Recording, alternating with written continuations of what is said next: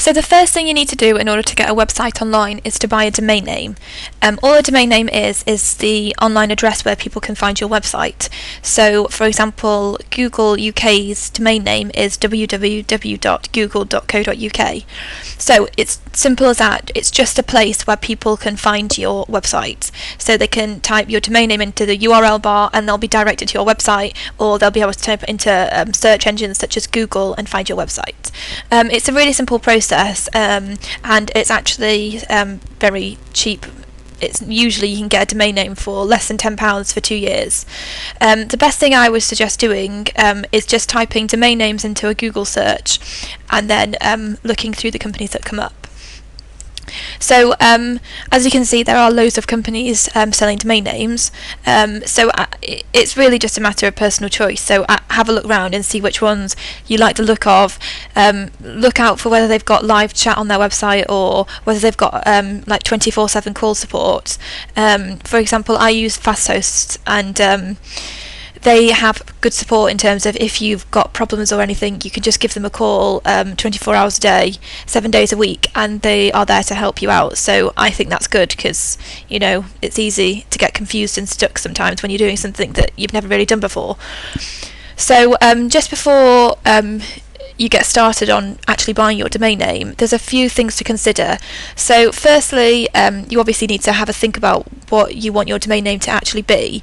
So one thing to remember is that obviously avoid using any trademarks in the domain name. So for example, a trademark would be using Microsoft, say, in your domain name. Obviously it's a trademark, so just you can't use it. So just avoid or look up just to make sure that the kind of the words you're using aren't trademarked. Then secondly, you want to make sure that the domain name you pick isn't that long. So because obviously you want it to be a domain name that people remember, so you don't want it to be, you know, long and rambly and something that people will forget. And then the third thing to remember is that try and pick a domain name with your keywords and your main keyword in.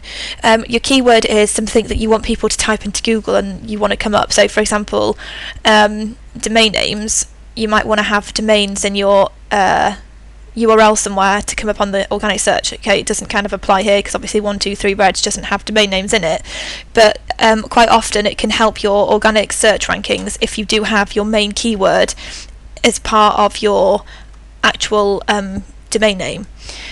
So for example, if you were selling 0845 numbers, it might be a good idea to have 0845 numbers somewhere within your domain name. Okay, so then what you need to do is select a company that you want to buy from, and then literally just type in the domain name that you want to register. So let's say you want to register 0845 number shop.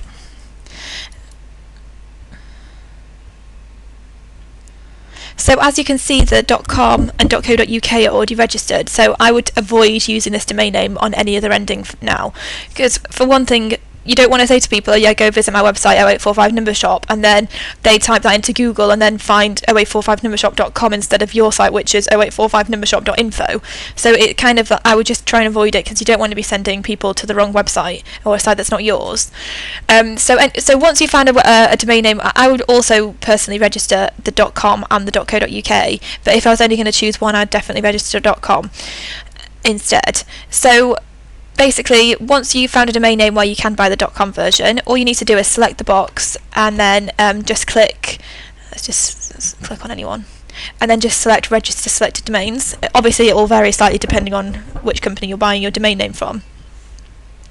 So obviously then you'll just have to go through the process of buying it, but there'll be one important bit of information they'll probably ask you, and that is, do you want to make your information private? So for example, there's a website called Whois where people can look up the contact details for the owner of the domain name.